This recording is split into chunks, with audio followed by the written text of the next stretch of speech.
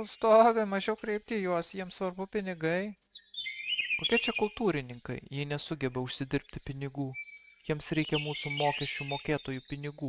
Sėdėti ant mūsų sprando? Va, kiek dykaduonių ir kokie alkani siaubas.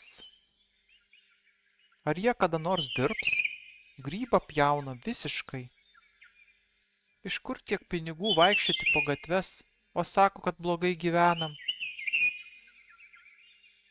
Rėkautojai, nežino, ko jie prašo.